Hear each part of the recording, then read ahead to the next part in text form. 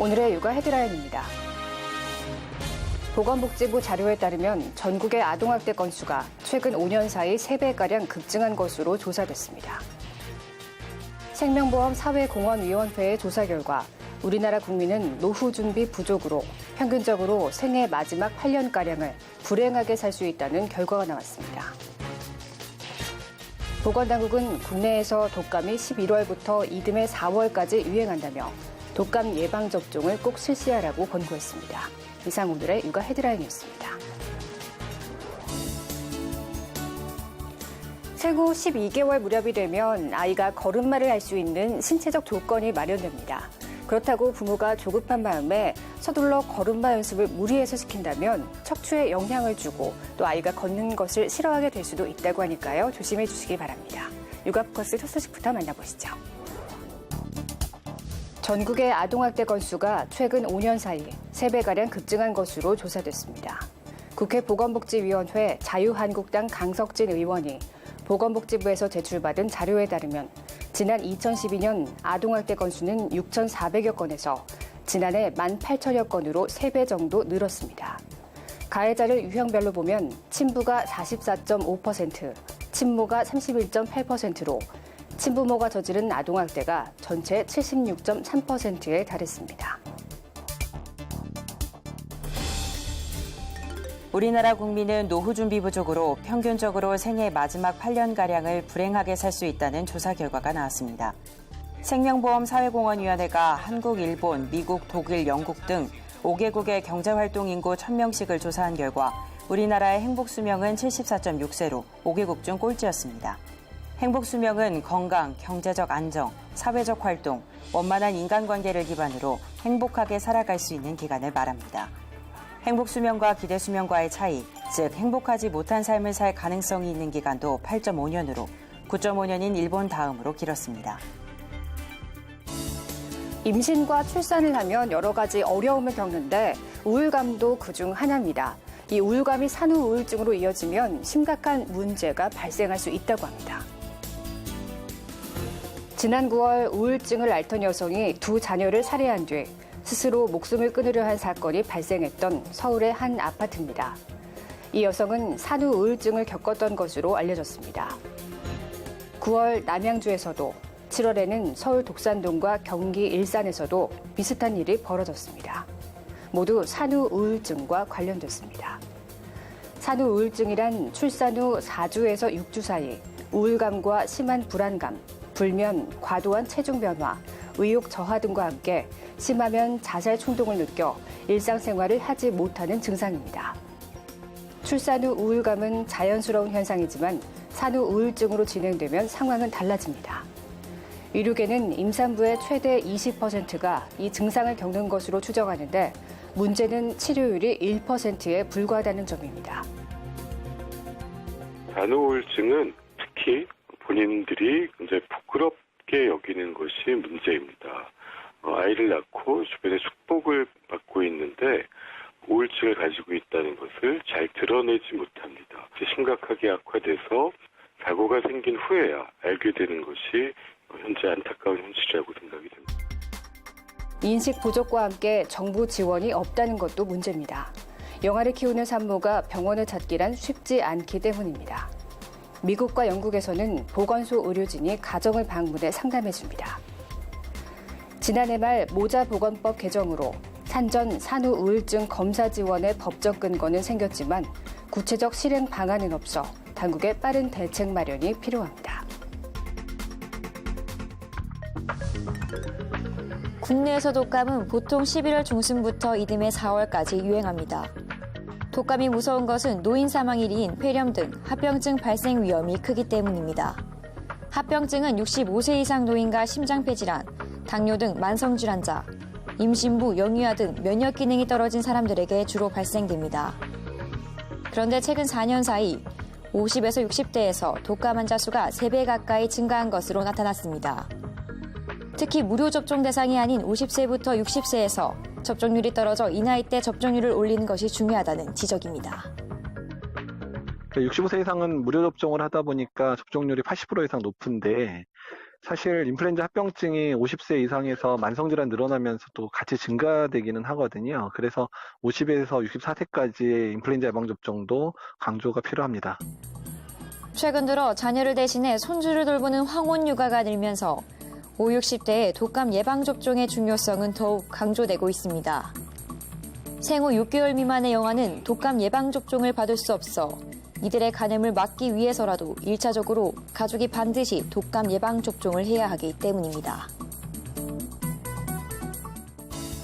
임산부들이 가장 바라는 것은 일과 가정을 양립할 수 있게 하는 제도라고 하는데요. 이러한 제도를 만들어 시행하는 기업들이 속속 생기고 있습니다. 매일유업은 육아에 동참하는 남편을 응원하기 위한 부부 여행 프로그램과 분유 등 출산 축하 선물, 유연 근무제 등을 제공합니다. 남편들이 사실 육아에 되게 좀 무심할 수도 있어요. 내용도 잘 모를 수 있고. 근데 같이 한 자리에 모여가지고 어떻게 하면은 더 서로 잘 극복할 수 있는지, 그리고 육아 정보에 대해서도 받고, 그래서 많이 도움이 될 것 같습니다. 현대백화점은 예비만 배려 프로그램을 시작했습니다. 임산부는 근무 시간이 2시간 단축되고 교통비를 지원받으며 안정을 취하기 위한 휴가도 쓸 수 있습니다. 회사 내 절반 가까이가 여성 직원이다 보니까 이분들이 어떻게 하면 오랫동안 아이를 낳고 행복하게 지낼 수 있을지를 고민하다 보니 택시비 지원이라던가 근무 단축 기간 제도 같은 다양한 프로그램을 생각하게 되었습니다. 롯데는 전 계열사 남성의 육아휴직을 의무화했습니다. 회사 눈치를 보며 휴직을 하지 않는 남성들을 위해 휴직 첫 달 통상 임금 100%를 보장해 준 겁니다. 여성의 임신과 출산을 배려하는 기업이 늘어날수록 저출산 문제 해결 속도도 빨라질 것으로 기대됩니다. 드넓은 밭에 튼실히 자란 배추가 가득합니다. 올가을 적당히 내린 비를 맞고 자라 속이 꽉 찼습니다. 가을철에 접어들면서 맑은 날이 이어졌고 비가 적당히 내려 예년보다 생육 환경이 좋아졌기 때문입니다. 그래서 올해는 아주 비가 많이도 안 오고 적게도 안 오고 아주 적당히 왔어요. 그래서 올해 아주 작황이 굉장히 양호하다고 봐요. 배추 작황이 좋아지면서 폭염과 폭우 피해로 치솟았던 가격이 평년 수준을 되찾고 있습니다. 올해 가을 배추 생산 면적은 126제곱킬로미터로 지난해보다 10%가량 증가했습니다. 이에 따라 생산량도 16% 정도 늘 것으로 관측됩니다. 김장철이 시작되는 11월 초까지 한파 등 기상이변이 없는 한 배추값은 작년보다 최대 50% 하락할 것으로 예상됩니다. 11월, 12월 김장철의 가을 배추 추락기 가격은 작년보다 하락할 것으로 보이고요. 평년보다 다소 높은 평년 수준의 가격으로. 올해는 고추를 제외한 배추와 무 등 채소류 작황이 좋아 김장 비용이 작년보다 많게는 30%까지 줄 것으로 기대됩니다. 시중에 판매되고 있는 어린이 칫솔로 어린이가 양치를 하다 칫솔모가 빠져 목으로 넘어가는 것 같은 안전사고가 빈번하게 발생하고 있습니다. 제품 만듦새나 관리 정책에 문제가 있다는 얘기인데 실제 조사 결과 일부 제품은 KS 기준에 미달한 것으로 드러났습니다. 지난해 11월 당시 3살이던 A양은 양치 중 칫솔에서 빠진 칫솔모가 목에 걸려 응급실 치료를 받았습니다. 올해 5월에는 생후 11개월이던 B군이 칫솔모를 잡아뜯어 삼키는 바람에 호흡곤란과 구토 증세로 치료를 받았습니다. 이처럼 칫솔과 관련한 어린이 안전사고는 생각보다 잦습니다. 2013년 이후 소비자원에 접수된 칫솔 관련 위해 사례는 342건이나 되고 이 중 62% 가까이가 어린이 안전사고였습니다. 연령이 낮을수록 사고 빈도도 높았습니다. 안전사고는 이렇게 잦지만 안전기준이나 관리 정책은 허술합니다. 소비자원이 시중 유통 어린이 칫솔 30개 제품을 조사한 결과 칫솔모 다발을 당겼을 때 견디는 힘이나 칫솔 손잡이의 강도가 기준 이하인 제품도 있었습니다. 4개 제품은 안전 인증 등의 표시 기준을 위반했습니다. 더 문제인 것은 어린이용 칫솔은 팔리고 있는데 어린이 칫솔에 대한 별도의 안전 기준은 없다는 겁니다. 품질이 불량한 칫솔을 사용할 경우에는 상당히 심각한 안전사고로 연결될 수 있기 때문에 한국소비자원에서는 국가기술표준원에 어린이 칫솔 관련해서 개별 안전기준 신설 및 관리 감독 강화를 요청할 계획입니다. 소비자원은 또 가정이나 유치원에서 어린이가 올바른 칫솔질을 할 수 있도록 교육해 줄 것을 당부했습니다. 정상적인 뇌의 모습입니다. 왼쪽 검은 부분은 뇌에 혈액을 공급하는 혈관이 막힌, 즉 뇌경색이 발생한 곳. 가운데 하얀 부분은 뇌혈관이 터져 뇌출혈이 발생한 부위입니다. 뇌혈관의 장애로 발생하는 뇌졸중은 일교차가 큰 환절기에 빈발합니다. 제때 손 쓰지 않으면 사망하거나 마비와 같은 치명적인 후유증이 생깁니다. 뇌졸중은 환자 80% 가까이가 60세 이상인데 주목할 점은 이 나이 때 대부분 만성질환을 겪는다는 것입니다.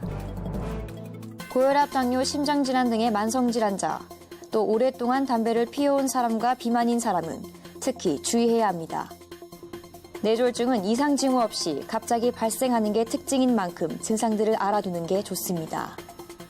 한쪽 팔다리와 얼굴 마비, 심한 두통, 어지럼증, 발음이 어눌해지거나 사물이 둘로 보이는 장애가 대표적입니다. 이상이 발생할 경우에는 응급실에 빨리 방문하시는 것이 중요한데요. 적절히 치료받지 않으시면 뇌경색 후유증이 더 심해질 수 있기 때문입니다. 그리고 될 수 있는 대로 빨리 응급실을 방문해 주시는 것이 의료진들이 사용할 수 있는 응급 뇌졸중 치료의 선택 범위를 크게 늘릴 수도 있습니다. 위험성이 있는 사람은 뇌졸중 증상과 함께 뇌졸중 응급치료가 가능한 근처 병원을 파악해두는 게 중요합니다.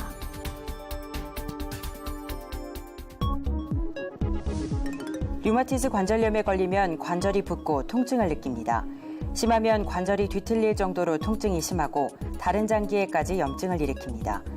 몸속 일산화질소가 비정상적으로 높아져 면역 체계가 무너지기 때문인데 지금까지는 병이 커지는 것을 막는 게 전부였습니다.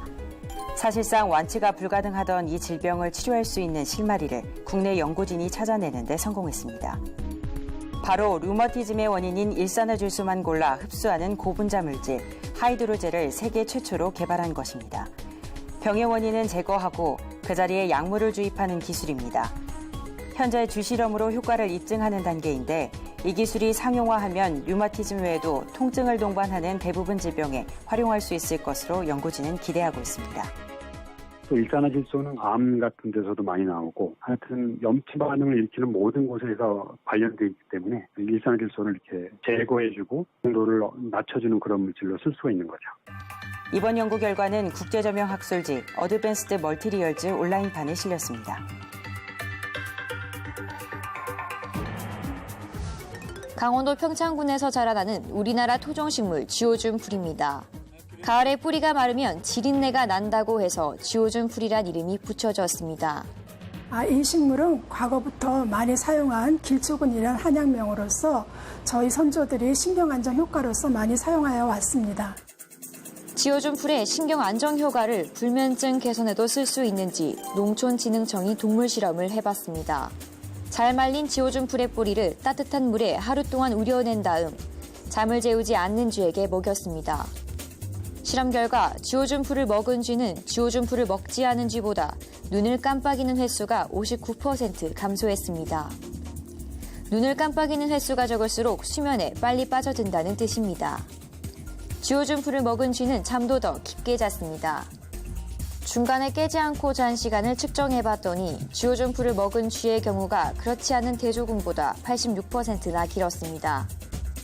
이번 연구 결과로 수면 유도 효과, 수면 유지 효과가 밝혀짐으로써 현재 수입산 원료로 생산되고 있는 천연물 의약품을 원료를 대체할 수 있는 수입 대체 효과를 기대할 수 있습니다.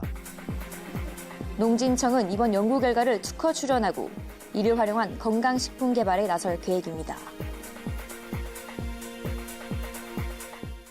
이번 시간은 육아에 필요한 정보를 쏙쏙 알려주는 코너입니다. 우리 아이 단계별 이유식 먹이는 꿀팁 편입니다.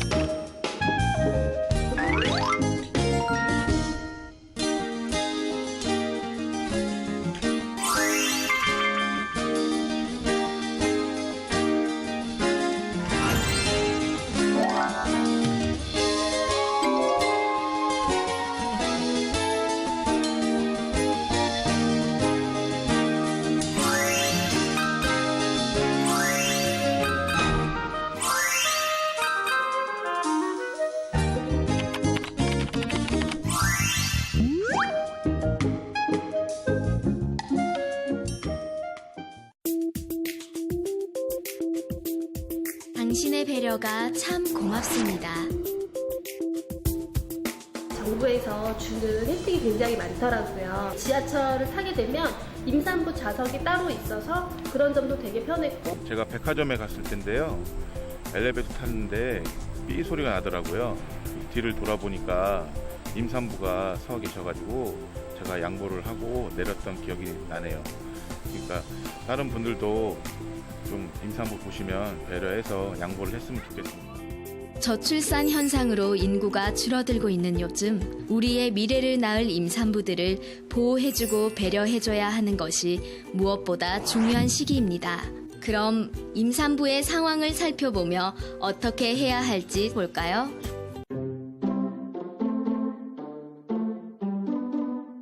임신의 감동은 이루 말할 수 없는 기쁨이죠. 자기야, 나 임신했나봐. 임신? 2줄. 와. 가정에서 테스트기로 임신 가능성을 확인한 후 병원에서 질 초음파 검사를 거쳐 최초로 임신 사실을 진단받고 산모 수첩을 발부받습니다. 국가에서 제공하는 임산부를 위한 서비스는 어떤 것이 있을까요? 임산부는 병원에서 발부받은 산모 수첩과 신분증을 지참하여 지역 보건소에 등록하고 다양한 지원 혜택을 받을 수 있는데요. 주로 임신 진단, 임신 초기 검사, 풍진 항체 검사를 지원받을 수 있습니다. 이거는 가방에 부착하시면 임산부 배려 받으시라고 저희가 드리는 거예요. 이거는 엽산제예요. 태아의 신경관 결손이나 기형아 예방. 그리고 배가 안 나온 초기 임산부를 식별할 수 있는 엠블럼 가방고리와 임신 12주차까지는 엽산제를 배부하고 16주차부터 분만시까지는 철분제를 무료로 제공하고 있습니다. 자, 그럼 외모로 구별하기 어려운 초기 임산부는 어떻게 보호받을 수 있을까요? 임산부 먼저라는 문자와 임산부 배려를 뜻하는 손과 원이 결합된 아이와 엄마의 사랑, 가족과 사회의 사랑으로 표현된 임산부 엠블럼 가방고리를 국민 모두가 인식하는 것이 중요합니다. 공공장소에서 엠블럼 가방고리를 인식하는 자세로부터 임산부에 대한 배려가 시작된다고 할 수 있습니다.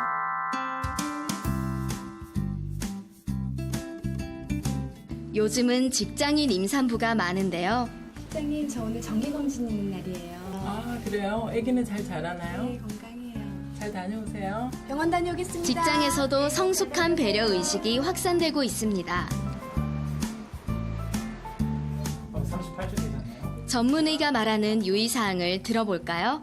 임신을 하게 되면 호르몬의 변화가 오게 됩니다. 그래서 입덧이 생기고 식욕도 많이 떨어지고 그리고 이유 없이 무기력해지고 피곤해지고 그리고 잠도 많이 오게 됩니다. 그래서 아빠들은 이제 가사 노동이라든가 이런 거를 도와주는 것도 중요하지만 엄마의 그 정신적인 부분을 도와주는 그 따뜻한 말 한마디 이런 걸 하는 게 사실상 더 큰 도움이 될 수 있겠습니다. 어디에서나 마주치는 임산부. 그들을 위한 배려 문화가 거창한 것만은 아니랍니다. 거리에서나 가정에서나 우리가 살아가는 평범한 일상 속에서 작은 관심만 갖게 된다면 국가의 미래를 낳는 임산부들에게 누구나 도움의 손길과 따뜻한 행동을 전하는 배려 문화가 자리 잡아가게 될 것입니다. 자, 그럼 우리 지금부터 실천해 볼까요? 엠블럼을 보면 바로 양보하고 바로 배려하는 그런 국민이 되었으면 좋겠습니다. 임산부에 대한 배려, 작은 관심에서부터 시작합니다. 임산부에 대한 배려, 작은 실천에서부터 시작하세요. 당신의 배려가 참 고맙습니다.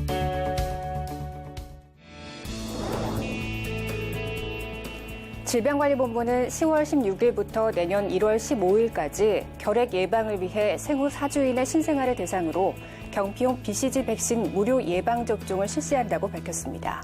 이에 따라 9월 중순 이후 태어난 신생아 및 생후 2개월인의 미접종 영유아 보호자에게 개별 휴대전화 알림 문자가 발송 중이라고 하니까요. 잊지 말고 접종하시기 바랍니다. 육아포커스 마칩니다. 시청해주신 여러분 고맙습니다.